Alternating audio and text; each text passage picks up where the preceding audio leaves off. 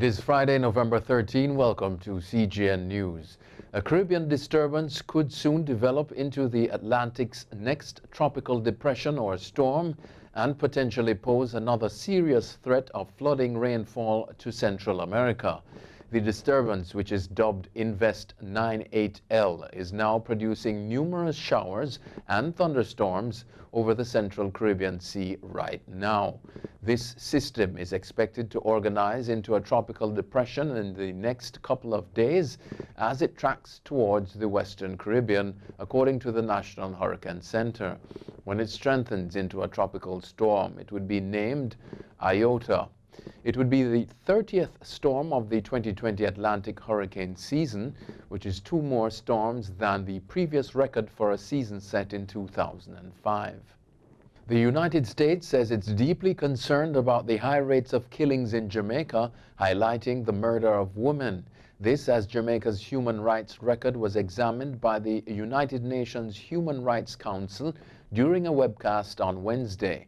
Washington also bemoaned the insufficient response by the government to end the violence and hold the perpetrators responsible. Recommendations were made to the Holness administration to curtail abuses by the security forces and government agents involved in extrajudicial killings. President of St Vincent's main opposition New Democratic Party, the NDP, Godwin Friday, says that a crisis in governance exists in the country. His comment comes following last Thursday's general election in which the United Labour Party, the ULP, won 9 of the 15 seats but not the popular vote. Friday said that the ULP has lost the moral authority to govern the country.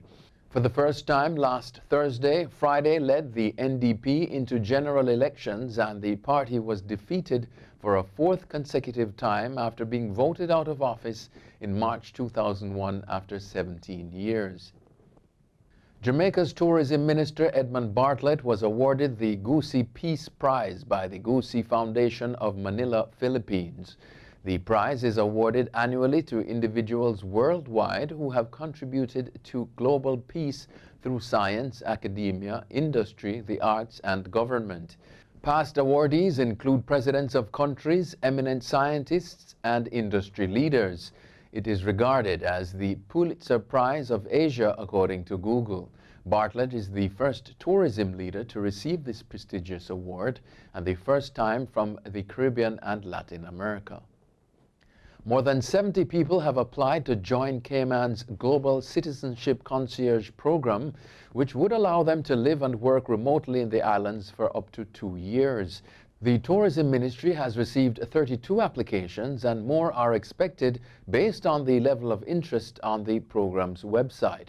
Over 12,000 persons from countries such as the United States, the United Kingdom, and Canada have also visited its online platform. The Digital Nomad program was featured in 242 media outlets worldwide, and it is hoped that at least 100 people will end up being approved for global citizen status. Guatemalan police have recovered more than 1.5 tons of cocaine worth an estimated $20 million from a crashed plane near the Mexican border, the Attorney General's office said Thursday. The partially burned-out plane was located Wednesday in the Laguna del Tigre Forest Reserve. No victims were located or arrests made. The area is part of the Petén Jungle, a known drug trafficking route on the border with Mexico and Belize. Since the beginning of the year, police have located around 30 planes used for transporting drugs. U.S. officials believe 90% of the cocaine reaching the country comes through Central America and Mexico via small planes, boats, and even so-called narco-submarines. Tropical storm Eta, which left more than 200 dead and missing in Central America, has devastated the lives of more than 1.2 million children in the region, according to UNICEF. The number of children and adolescents affected by the storm is expected to increase as relief teams gain access to the worst affected areas, the United Nations Children's Fund said in a statement. Eta caused severe damage throughout Central America, destroying road infrastructure, hospitals, schools, and water and sanitation systems. More than 110,000 people, including some 44,000 children, were evacuated to temporary shelters in the 7 countries of the region. U.S. President Donald Trump has disengaged from the battle against the coronavirus at a time when the disease is tearing across the United States at an alarming pace.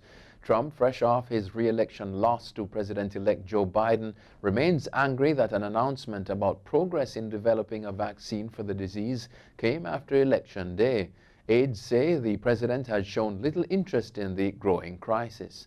Public health experts worry that Trump's refusal to coordinate with the Biden team during the final 2 months of his presidency will hinder the nation's ability to swiftly distribute a vaccine next year.